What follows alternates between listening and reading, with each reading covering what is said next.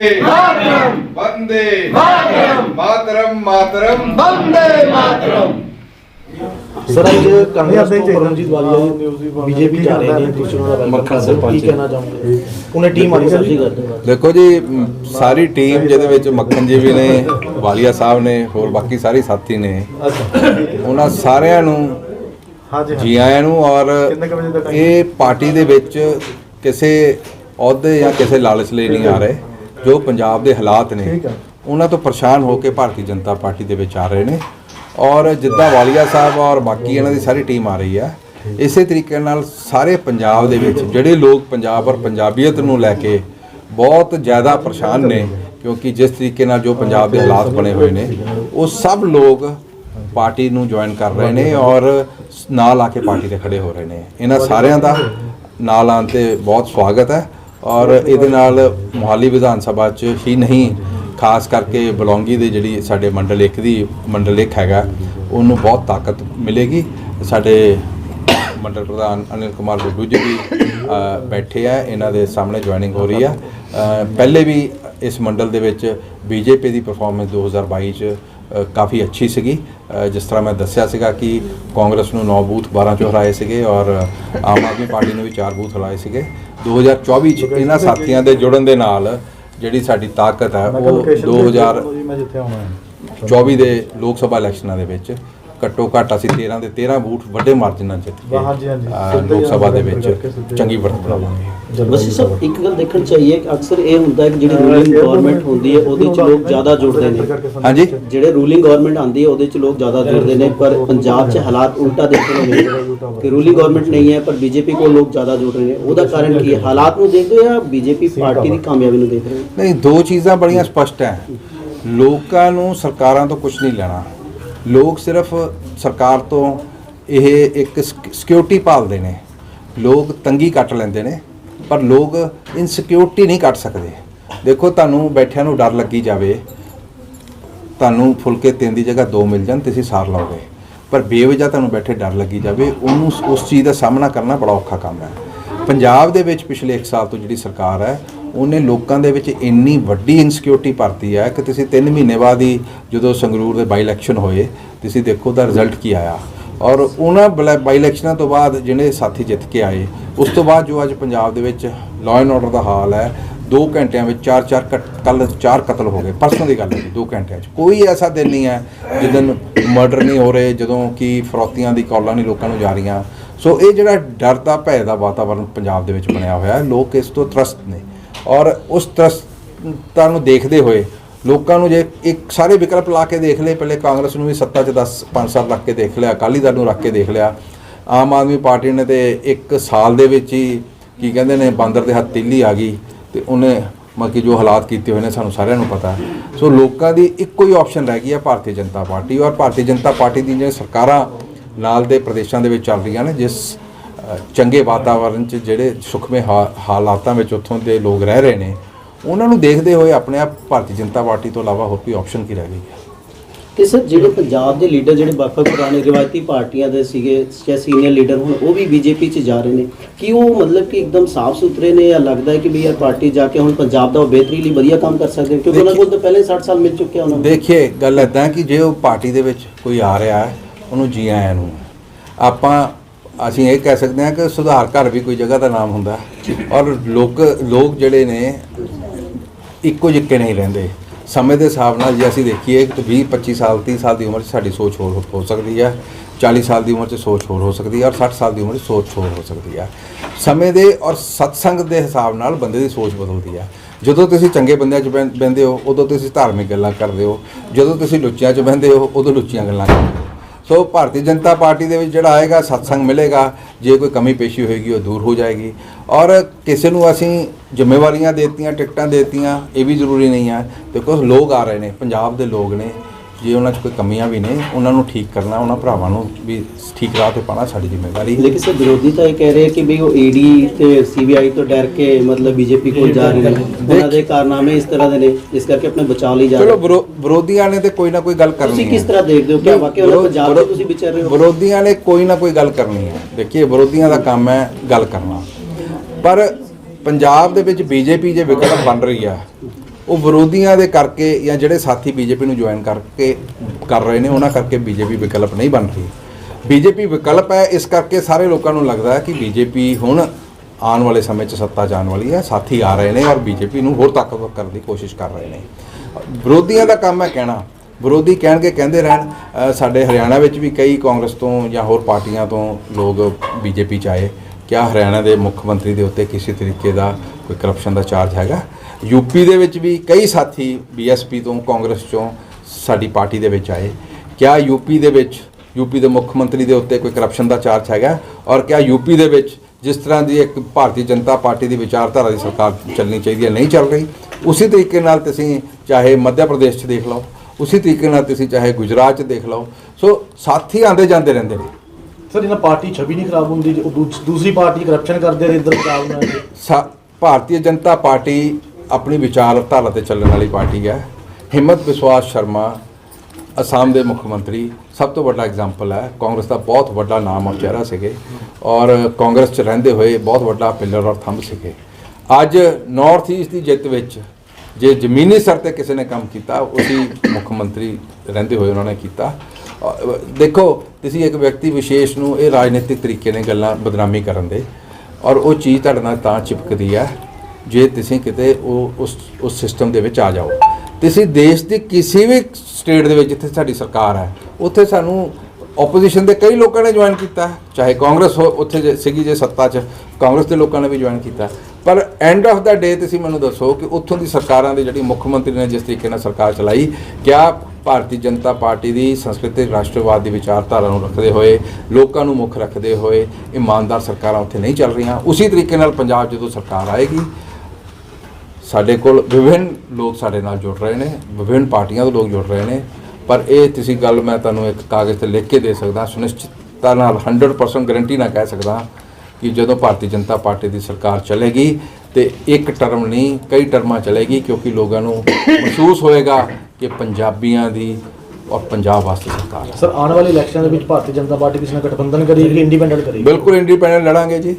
ਅਸੀਂ ਗਠਬੰਧਨ ਜਿੰਨੀ ਦੇਰ ਕੀਤਾ ਸਿਰਫ ਇਸ ਕਰਕੇ ਕੀਤਾ ਕਿ ਅਸੀਂ ਪੰਜਾਬ ਦੇ ਅਮਨ ਸ਼ਾਂਤੀ ਵਾਸਤੇ ਅਸੀਂ ਆਪਣੇ ਆਪ ਨੂੰ ਛੋਟਾ ਕਰਦੇ ਚਲੇ ਗਏ ਕਿ ਹਿੰਦੂ ਸਿੱਖ ਭਾਈਚਾਰੇ ਨੂੰ ਅਸੀਂ ਕਿਸੇ ਤਰੀਕੇ ਦਾ ਕਿਸੇ ਨੂੰ ਨੁਕਸਾਨ ਨਹੀਂ ਕਰਨ ਦੇਣਾ। ਅੱਜ ਸਮਾਂ ਆ ਗਿਆ ਹੈ ਕਿ ਭਾਰਤੀ ਜਨਤਾ ਪਾਰਟੀ ਨੂੰ ਅੱਗੇ ਹੋ ਕੇ ਜਿਹਨਾਂ ਪਾਰਟੀਆਂ ਨੇ ਚਾਹੇ ਬੇਅਦਬੀਆਂ ਦੇ ਵਿੱਚ ਕਿਸੇ ਨਾਲ ਕੋਈ ਰੋਲ ਨਿਭਾਇਆ ਹੋਵੇ ਜਾਂ ਪੰਜਾਬ ਦੇ ਵਿੱਚ ਡਰੱਗਸ 'ਚ ਕੋਈ ਰੋਲ ਨਿਭਾਇਆ ਹੋਵੇ, ਉਹਨਾਂ ਸਾਰਿਆਂ ਨੂੰ ਪਿੱਛੇ ਕਰਨ ਦੀ ਲੋੜ ਹੈ। ਇਸ ਲਈ ਅਸੀਂ ਇਹ ਬੜੇ ਸਟਰੋਂਗਲੀ ਮੰਨਦੇ ਹਾਂ ਕਿ ਕਿਤੇ ਨਾ ਕਿਤੇ ਜਿਹੜੀਆਂ ਪੁਰਾਣੀਆਂ ਰਵਾਇਤੀ ਪਾਰਟੀਆਂ ਸੀ ਉਹ ਇਹਨਾਂ ਕੰਮਾਂ 'ਚ ਇਨਵੋਲਵ ਸੀ, ਇਸ ਕਰਕੇ ਕਿਸੇ ਨਾਲ ਕੋਈ ਸਮਝੌਤਾ ਨਹੀਂ। ਸਰ ਉਸ ਵੇਲੇ ਅਕਾਲੀ ਦਲ ਦੇ ਨਾਲ ਭਾਜਪਾ ਵੀ ਸੀ ਜਿਸ ਵੇਲੇ ਦੀ ਗੱਲ ਹੋ ਰਹੀ ਹੈ ਜੀ, ਤੇ ਉਹਦੇ ਵਿੱਚ ਤਾਂ ਬੀਜੇਪੀ ਵੀ ਨਾਲ ਸ਼ਾਮਿਲ ਹੈ।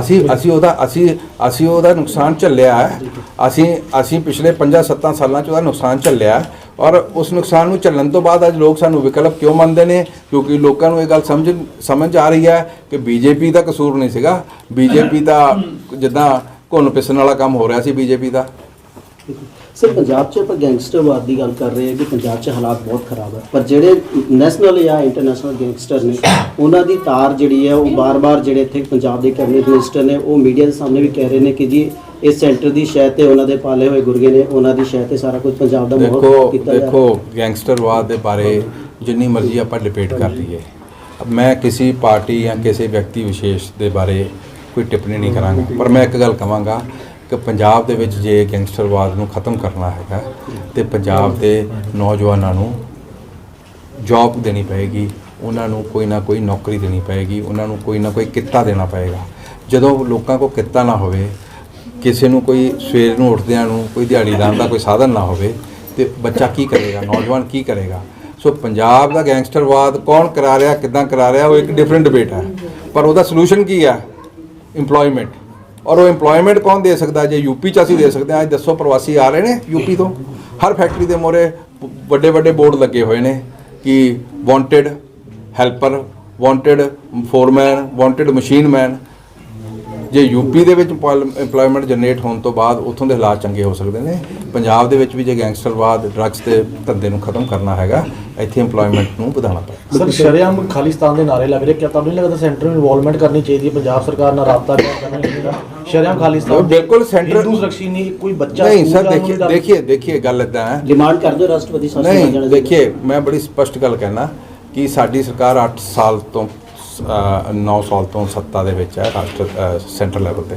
ਅਸੀਂ ਇੱਕ ਵੀ ਸਟੇਟ ਦੀ ਸਰਕਾਰ ਨੂੰ ਭੰਗ ਨਹੀਂ ਕੀਤਾ। ਇੰਦਰਾ ਗਾਂਧੀ ਸਰਕਾਰ ਜਾਂ ਕਾਂਗਰਸ ਸਰਕਾਰਾਂ ਨੇ 50 ਸਟੇਟ ਸਰਕਾਰਾਂ ਨੂੰ ਭੰਗ ਕੀਤਾ ਆਪਣੇ 15-16 ਸਾਲ ਦੇ 20 ਸਾਲ ਦੇ ਟੈਨਿਓਰ 'ਚ, ਔਰ 50 ਸਟੇਟ ਸਰਕਾਰਾਂ ਨੂੰ ਭੰਗ ਕੀਤਾ। ਪੰਜਾਬ ਦੇ ਵਿੱਚ ਜਿਹੜਾ ਹਾਲਾਤ ਨੇ ਉਹਨਾਂ ਨੂੰ ਠੀਕ ਰੱਖਣਾ ਸਟੇਟ ਸਬਜੈਕਟ ਹੈ, ਉਹ ਸੈਂਟਰ ਨੇ ਦੀ ਮਦਦ ਦੇ ਨਾਲ ਠੀਕ ਰੱਖਣਾ ਹੈ, but directly centre the involvement ਨਹੀਂ ਹੋ ਸਕਦੀ। ਪਰਸੋਂ ਭਗਵੰਤ ਮਾਨ ਜੀ ਅਮਿਤ ਸ਼ਾਹ ਨਾਲ ਜਾ ਕੇ ਗੱਲ ਕਰਕੇ ਆਏ ਨੇ, ਉਹਨਾਂ ਨੂੰ ਕੰਪਨੀਆਂ ਦਿੱਤੀਆਂ, ਜੋ ਮੰਗਦੇ ਨੇ ਦੇ ਰਹੇ ਨੇ, ਜਿੱਥੇ ਸਪੋਰਟ ਮੰਗਦੇ ਨੇ, ਜਿੰਨੀ ਫੋਰਸ ਚਾਹੀਦੀ ਹੈ ਉਨੀ ਫੋਰਸ ਦਿੰਦੇ ਨੇ, ਜਿੱਥੇ ਜਿਹੜੀ ਤਰੀਕੇ ਦੀ ਸਪੋਰਟ ਚਾਹੀਦੀ ਹੈ ਉਹ ਸਪੋਰਟ ਦੇ ਰਹੇ ਨੇ।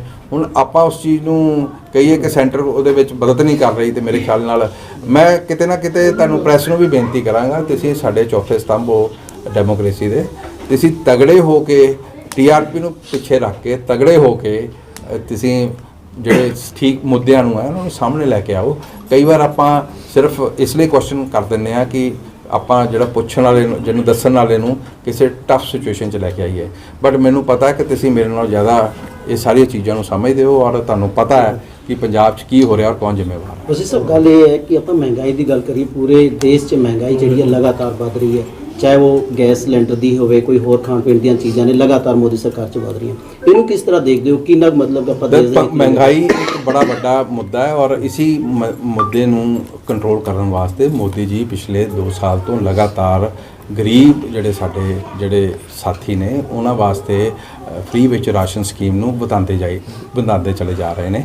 ਤੁਸੀਂ ਸੋਚੋ ਕਿ ਜੇ ਇਹ ਰਾਸ਼ਨ ਦਾ ਸਕੀਮ 2-2.5 ਸਾਲ ਤੋਂ ਨਾ ਵਧਾ ਰਹੇ ਹੁੰਦੇ ਤੇ ਕਿਸ ਤਰੀਕੇ ਦੇ ਨਾਲ ਬਾਕੀ ਜਿਹੜੇ ਸਾਡੇ ਗਰੀਬ ਸਾਥੀ ਨੇ ਉਹਨਾਂ ਦਾ ਕੀ ਇਫੈਕਟ ਹੁੰਦਾ।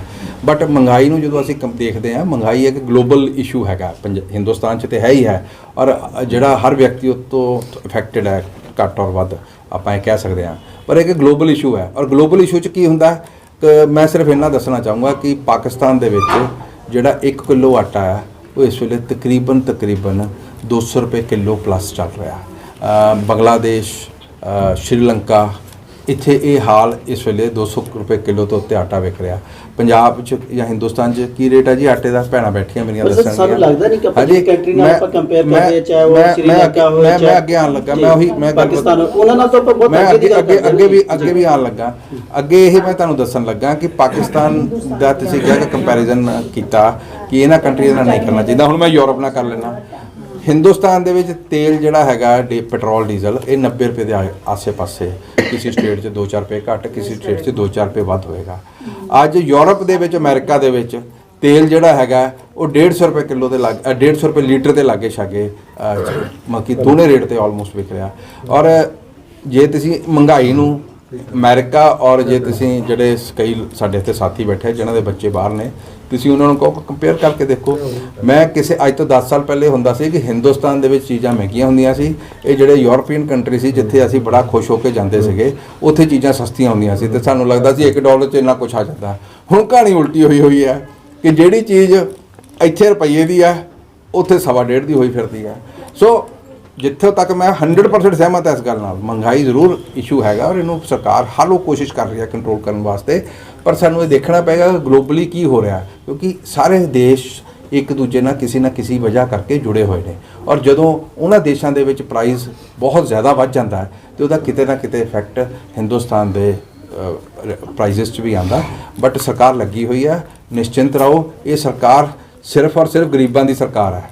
ਇਹ ਸਰਕਾਰ ਸਿਰਫ ਔਰ ਸਿਰਫ ਉਹਨਾਂ ਲੋਕਾਂ ਦੀ ਸਰਕਾਰ ਹੈ ਜਿਹੜੇ ਕਿ ਲਾਈਨ 'ਚ ਸਭ ਤੋਂ ਪਿੱਛੇ ਖੜੇ ਨੇ, ਔਰ ਨਰਿੰਦਰ ਮੋਦੀ ਉਸੇ ਸਮਾਜ ਤੋਂ ਆਇਆ, ਉਹਨੂੰ ਉਸ ਸਮਾਜ ਦੀ ਪਰੇਸ਼ਾਨੀਆਂ ਦਾ ਪਤਾ ਹੈ, ਔਰ ਉਹ ਇੱਕ ਜਿਵੇਂ ਕਹਿ ਲਓ ਕਿ ਉਹ ਸੰਨਿਆਸੀ ਹੈ ਜਿਹਨੇ ਜਾਣ ਲੱਗੇ ਆਪਣੀ ਧੀ ਨੂੰ ਕੁਛ ਨਹੀਂ ਦੇ ਕੇ ਜਾਣਾ, ਨੂੰਹ ਨੂੰ ਕੁਝ ਨਹੀਂ ਦੇ ਕੇ ਜਾਣਾ, ਉਹਨੇ ਜੋ ਕੁਝ ਦੇ ਕੇ ਜਾਣਾ ਦੇਸ਼ ਨੂੰ ਦੇ ਕੇ ਜਾਣਾ ਹੈ, ਔਰ ਇਹ ਮੁੱਦੇ ਨੂੰ ਵੀ ਬੜੀ ਛੇਤੀ ਇੱਕ ਆਖਰੀ ਸਵਾਲ ਹੈ ਕਿ ਸਰ ਰੇਲਵੇ 'ਚ ਸੀਨੀਅਰ ਸਿਟੀਜ਼ਨ ਨੂੰ ਬਹੁਤ ਸਾਰਾ ਬੈਨੀਫਿਟ ਮਿਲਦਾ ਸੀਗਾ, ਆਪਣੀ ਸਰਕਾਰ ਨੇ ਪਿੱਛੋਂ ਤੋਂ ਬੰਦ ਕਰ ਦਿੱਤਾ ਹੈ, ਉਹਦਾ ਕੀ ਕਾਰਨ ਮੰਨਦੇ ਹੋ ਕਿ ਮਹਿੰਗਾਈ ਦੇ ਨਾਲ ਇਹ ਇੱਕ ਬਹੁਤ ਵੱਡਾ ਇਸ਼ੂ ਨਹੀਂ ਹੈ ਦੇਸ਼ ਦੇ ਲਈ? ਨਹੀਂ ਕਿਹੜਾ ਸੀਨੀਅਰ ਸਿਟੀਜ਼ਨ ਨੂੰ ਰਿਬੇਟ ਮਿਲਦਾ ਸੀਗਾ ਟਿਕਟ 'ਚ, ਰਿਜ਼ਰਵੇਸ਼ਨ 'ਚ ਆਉਣ ਜਾਣ 'ਚ, ਉਹਨਾਂ ਨੂੰ ਸਾਰਾ ਬੰਦ ਕਰਤਾ ਜੀ, ਮਿਲਦਾ ਹੀ ਨਹੀਂ ਕੋਈ। ਦੇਖिए ਉਸ ਵਿਸ਼ੇ ਦੇ ਉੱਤੇ ਜਿਸ ਤਰੀਕੇ ਨਾਲ ਇਨਫਰਾਸਟ੍ਰਕਚਰ ਰੇਲਵੇ ਹਮੇਸ਼ਾ ਉਹਦੇ ਫਾਇਦੇ ਦਾ ਹੋ ਰਹੀ ਹੈ। ਨਹੀਂ, ਪਰ ਸੀਨੀਅਰ ਸਿਟੀਜ਼ਨ ਨੂੰ ਮੇਰੇ ਪਿਤਾ ਜੀ ਨੇ ਹੁਣ ਵੀ ਰੀਸੈਂਟਲੀ ਟਰੈਵਲ ਕੀਤਾ, ਉਹਨਾਂ ਨੂੰ ਸੀਨੀਅਰ ਸਿਟੀਜ਼ਨ ਦਾ, ਜਦ ਕਿ ਮੈਂ ਆਪਣੇ ਪਿਤਾ ਜੀ ਨੂੰ ਮਜ਼ਾਕ ਕਰਦਾ ਹੁੰਨਾ ਕਿ ਤੁਸੀਂ ਹੁਣ ਰਿਬੇਟ ਨਾ ਲਿਆ ਕਰੋ। ਸਾਡੇ ਦੇਸ਼ ਵਿੱਚ ਕਿਤੇ ਨਾ ਕਿਤੇ ਜਿਹੜੇ ਸਮਰਿੱਧ ਲੋਕ ਹੈ ਉਹਨਾਂ ਨੂੰ ਵੀ ਆਦਤ ਬਣ ਗਈ ਹੈ ਕਿ ਜਿਹੜਾ ਕੋਈ ਬੈਨੀਫਿਟ ਮਿਲਦਾ ਉਹ ਲੈ ਲੈਂਦੇ ਨੇ। ਔਰ ਮੈਂ ਆਪਣੇ ਪਿਤਾ ਜੀ ਨੂੰ ਵੀ ਕਈ ਵਾਰ ਇਹ ਗੱਲ ਕਹਿਣਾ, ਮੇਰੇ ਪਿਤਾ ਜੀ ਦੀ ਆਯੂ 83 ਸਾਲ ਹੈ, ਕਿ ਜਿਹੜੇ ਬੈਨੀਫਿਟਸ ਹੈ ਸਾਨੂੰ ਉਹਨਾਂ ਸਾਥੀਆਂ ਵਾਸਤੇ ਛੱਡ ਦੇਣਾ ਚਾਹੀਦਾ ਜਿਹੜੇ ਇਹਨੂੰ ਅਫੋਰਡ ਨਹੀਂ ਕਰ ਸਕਦੇ, ਤਾਂ ਕਿ ਜੇ ਸਾਰੇ ਬੰਦੇ 140 ਕਰੋੜ ਦੀ ਆਬਾਦੀ ਆ, ਜੇ ਸਾਰੇ ਬੰਦੇ ਹੀ ਫਾਇਦਾ ਲਈ ਚੱਲਣਗੇ ਤੇ ਜਿਹੜਾ ਸਰਕਾਰ ਤੇ ਬੋਝ ਪੈਂਦਾ, ਜਦੋਂ ਸਰਕਾਰ ਤੇ ਬੋਝ ਪੈਂਦਾ ਤੇ ਫਿਰ ਮਹਿੰਗਾਈ ਤੇ ਇਫੈਕਟ ਆਉਂਦਾ। ਸੋ ਇਹਨਾਂ ਸਾਰੀਆਂ ਚੀਜ਼ਾਂ ਨੂੰ ਕੰਟਰੋਲ ਨੂੰ ਕਰਨ ਵਾਸਤੇ ਓਵਰਆਲ ਕਈ ਵਾਰ ਕਈ ਚੇਂਜਸ ਲੈ ਕੇ ਆਉਣੀਆਂ ਪੈਂਦੀਆਂ ਨੇ। ਪਰ ਤੁਸੀਂ ਜਿਹੜੀ ਗੱਲ ਕਹਿ ਰਹੇ ਹੋ ਕਿ ਮਹਿੰਗਾਈ ਸਰਟਨਲੀ ਸਰਕਾਰ ਇਸ ਵਾਰ ਨੂੰ ਲੈ ਕੇ ਬੜੀ ਸੀਰੀਅਸ ਹੈ, ਔਰ ਮੈਨੂੰ ਉਮੀਦ ਹੈ ਕਿ ਬੜੀ ਜਲਦੀ ਇੱਥੇ ਵੀ ਕਾਬੂ ਪਾ ਲਿਆ ਜਾਏਗਾ। ਵਾਲੀ ਸਾਹਿਬ ਅੱਜ ਘਰ ਵਾਪਸੀ ਕੀਤੀ ਹੈ, ਭਾਜਪਾ ਸ਼ਾਮਲ ਹੋਏ ਹੋ, ਕੀ ਕਹਿਣਾ ਚਾਹੋਗੇ ਜੀ? ਘਰ ਵਾਪਸੀ ਕੀਤੀ ਆ। ਮੈਂ ਪਹਿਲਾਂ 19 ਸਾਲ ਮੈਂ ਬੀਜੇਪੀ 'ਚ ਰਿਹਾ, ਯੁਵਾ ਮੋਰਚਾ ਦੀ ਵੀ ਜ਼ਿੰਮੇਵਾਰੀ ਡਿਸਟ੍ਰਿਕਟ ਲੁਧਿਆਣੇ ਦੀ ਵੀ ਰਹੀ ਆ। ਹਰੀਸ਼ ਬੇਦੀ ਜੀ ਯੁਵਾ ਮੋਰਚਾ ਦੇ ਸਟੇਟ ਪ੍ਰੈਜ਼ੀਡੈਂਟ ਸੀ। ਤਰਨ ਚੁੱਗ ਜੀ ਨਾਲ ਵੀ ਕੰਮ ਕਰਨ ਦਾ ਮੌਕਾ ਮਿਲਿਆ ਸੀ ਮੈਨੂੰ। ਉਮਾ ਭਾਰਤੀ ਦੀ ਨਾਲ ਖਜਰਾਓ ਚੰਦਰਪੁਰ ਵੀ ਰਹੇ ਅਸੀਂ ਕਾਫੀ ਦੇਰ, 2-3 ਮਹੀਨੇ ਉੱਥੇ ਵੀ ਮੈਂ ਲਾ ਕੇ ਆਇਆ ਸੀ। 97 ਦੇ ਵਿੱਚ 97 'ਚ ਮੈਂ ਫਿਰ OTC ਕੀਤੀ। ਮੇਰੀ ਮੈਸੇਜ ਨੇ ITC ਵੀ ਕੀਤੀ, OTC, ਫਿਰ ਮੈਂ ITC ਕੀਤੀ ਸੀ ਪਠਾਨਕੋਟ। ਮੇਰੇ ਬੇਟੇ ਨੇ, ਵੱਡੇ ਨੇ ਹਰਪ੍ਰੀਤ ਸਿੰਘ ਨੇ, ਉਹਨਾਂ ਨੇ ਸਾਨੇਵਾਲ ਕੀਤੀ ਸੀ 99 ਦੇ ਵਿੱਚ, ਉਹਨਾਂ ਨੇ ਪਹਿਲੇ ਵਰਸ਼ਾ ਕੀਤਾ ਸੀ। ਹਾਂ, ਬੀਜੇਪੀ 'ਚ ਅਸੀਂ ਵੀ ਚਲੋ ਕੁਛ ਗੱਲਾਂ ਸੀ ਵੀ ਸਿੱਧੂ ਸਾਹਿਬ ਨਾਲ ਮੇਰਾ, ਬਲਵੀਰ ਸਿੰਘ ਨਾਲ ਪਿਆਰ ਸੀ, ਫੈਮਿਲੀ ਰਿਲੇਸ਼ਨ ਨੇ, ਵਿਆਹ ਸ਼ਾਦੀ ਆਉਂਦੇ ਜਾਂਦੇ ਆ, ਉਹ ਵੀ ਕਈ ਕਾਰੋਬਾਰ ਕਰ ਲਈਦਾ ਸੀ ਜ਼ਮੀਨ ਦਾ ਮਾੜਾ ਮੋਟਾ ਇੱਧਰ ਉੱਧਰ, ਜੋ ਵੀ ਆਪਣਾ ਬਿਜ਼ਨਸ ਸੀ ਟਰਾਂਸਪੋਰਟ ਦਾ ਵੀ ਸੀ, ਉਹਦੇ ਕਰਕੇ ਮੇਰਾ ਪਿਆਰ ਸੀ। ਟਰੱਕ ਯੂਨੀਅਨ 'ਚ ਅਸੀਂ ਇਕੱਠੇ ਸੀ, ਫਿਰ ਟਰੱਕ ਯੂਨੀਅਨ ਦਾ ਕਾਫੀ ਜ਼ਿੰਮੇਵਾਰੀ ਵੀ ਰਹੀ ਜਾਂ ਸਿੰਧੀ ਨਾਲ ਵੱਲੋਂ ਮਾਜਰਾ, ਤੇ ਇਕੱਠੇ ਸੀ ਅਸੀਂ ਸਾਰੇ। ਚਲੋ ਕੁਛ ਗੱਲਾਂ ਹੁੰਦੀਆਂ ਸੀ ਤੇ ਅਸੀਂ ਆਪਣਾ ਸਮਝੋ ਵੀ ਡੈਪੂਟੇਸ਼ਨ 'ਤੇ ਚਲੇ ਗਏ ਸੀ। ਬਸ ਉਹ ਫਿਰ ਕਰਕੇ ਮਾਨ ਇੱਧਰ ਸੀ, ਕਿਉਂਕਿ ਇੱਕ ਸੰਗਠਨ ਨਾਲ ਜੁੜੇ ਹੋਏ ਸੀ, RSS ਨਾਲ। ਇੱਕ ਸੰਗਠਨ ਇੱਕ ਇਹ ਸੀ, ਇਹ ਪਹਿਲਾਂ ਲੋਕ ਕਹਿੰਦੇ ਸੀ ਵੀ ਇਹ ਕਦੇ ਹਿੰਦੂਆਂ ਦੀ ਪਾਰਟੀ ਆ, ਜਿਹੜਾ ਵਿੱਚ ਜਾਂਦਾ ਉਹਨੂੰ ਪਤਾ ਲੱਗਦਾ ਵੀ ਇਹ ਪਾਰਟੀ ਕਿਹੜੀ ਆ, ਇਹ ਸੰਗਠਨ ਨਾਲ ਜੁੜੀ ਆ, ਪਰਿਵਾਰ ਨਾਲ ਜੁੜੀ ਹੋਈ ਪਾਰਟੀ ਆ। ਇਸ ਕਰਕੇ ਮੇਰਾ ਮਨ ਇੱਧਰ ਹੀ ਸੀ। ਹਾਂ, ਮੇਰੇ 4 ਸਾਲ ਦੀ ਇਹਦੇ ਨਾਲ ਕਮਿਟਮੈਂਟ ਸੀ ਬਲਵੀਰ ਸਿੰਘ ਸਿੱਧੂ ਨਾਲ ਵੀ। ਦੇਖੋ ਜੀ, ਤੁਹਾਡੇ ਨਾਲ ਆਏ ਆ। ਬਲਾਕ ਸੰਮਤੀ ਦੀ ਟਿਕਟ ਮੈਂ ਲਵਲੀ ਗਰੁੱਪ ਨੂੰ ਦਵਾਈ ਸੀ, ਡਾਕਟਰ ਸੁਰਜੀਤ ਸਿੰਘ ਨੂੰ, ਪਵਨ ਜੀ ਨੂੰ ਪਤਾ ਹੀ ਆ, ਜਿਤਾਇਆ ਵੀ ਆ ਉੱਥੋਂ ਬਲੌਂਗੀ ਤੋਂ ਕਾਂਗਰਸ ਵੱਲੋਂ। ਹਾਂ, ਉਦੋਂ ਬਾਅਦ ਸਾਡੇ ਹੁਣ ਵੀਰ ਜੀ ਵਸਿਸ਼ਟ ਜੀ ਨੂੰ ਜ਼ਿੰਮੇਵਾਰੀ ਆ ਤੇ ਸਾਡਾ ਮਨ ਹੋ ਗਿਆ। ਫਿਰ ਉਹਨਾਂ ਸਾਫ਼ ਕਹਿਤਾ, ਹੁਣ ਉਹ ਆਪ ਹੀ ਪਰਿਵਾਰ ਵਿੱਚ ਆ ਗਏ ਜੀ, ਬੀਜੇਪੀ 'ਚ ਆ ਗਏ। ਅਸੀਂ ਵੀ ਫਿਰ ਆਪਣੇ ਘਰ ਵਾਪਸੀ ਕਰਨ ਲੱਗੇ ਹਾਂ, ਜਿਨ੍ਹਾਂ ਦੇ ਆਸ਼ੀਰਵਾਦ ਨਾਲ। ਉਹੀ ਪੁੱਛਿਆ ਕਿ ਜੇ ਸਿੱਧੂ ਸਾਹਿਬ ਨਹੀਂ ਜਾਂਦੇ ਤੇ ਤਾਂ ਵੀ ਤੁਸੀਂ ਵਾਪਸੀ ਕਰਨੀ ਸੀ? ਜੇ ਸਾਡੇ ਬੀਜੇਪੀ ਦਾ ਕੈਂਡੀਡੇਟ ਖੜਦੇ ਜੀ, ਫਿਰ ਤਾਂ ਸਾਡੀ ਵਾਪਸੀ ਸੀ।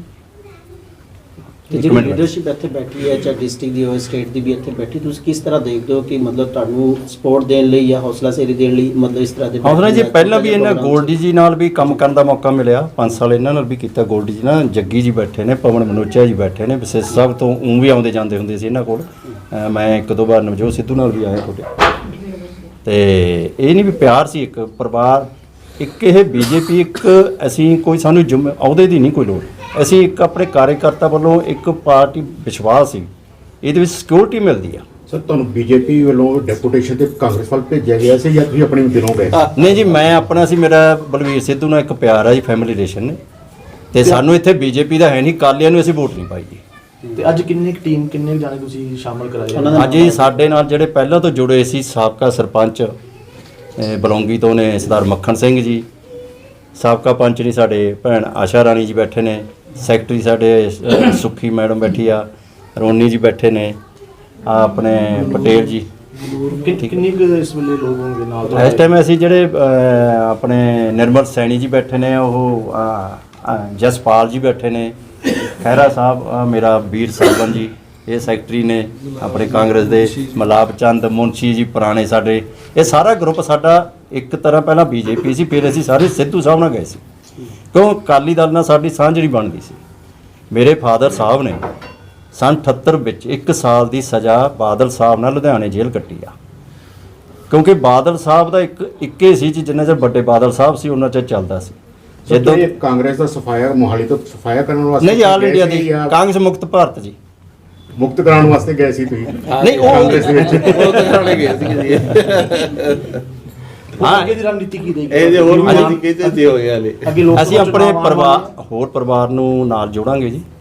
ਹਾਂ, ਜਿਹੜੇ ਸਾਡੇ ਵਿਚਾਰਧਾਰਾ ਨਾਲ ਜੁੜਦੇ ਨੇ, ਅਸੀਂ ਜਿਵੇਂ ਹੁਣ ਸੰਗਠਨ ਨਾਲ ਜੁੜੇ ਹੋਏ ਹਾਂ, ਸਾਰਾ ਪਰਿਵਾਰ ਮੇਰਾ ਸੰਗਠਨ ਦੇ ਨਾਲ ਜੁੜਿਆ ਹੋਇਆ, ਤੇ ਅਸੀਂ ਇਸ ਤਰ੍ਹਾਂ ਆਪਣਾ ਬੀਜੇਪੀ ਨੂੰ ਜੋ ਸਾਨੂੰ ਜ਼ਿੰਮੇਵਾਰੀ ਮਿਲੂ ਉਹ ਅਸੀਂ ਤਨ ਮਨ ਧਨ ਨਾਲ ਨਿਭਾਵਾਂਗੇ।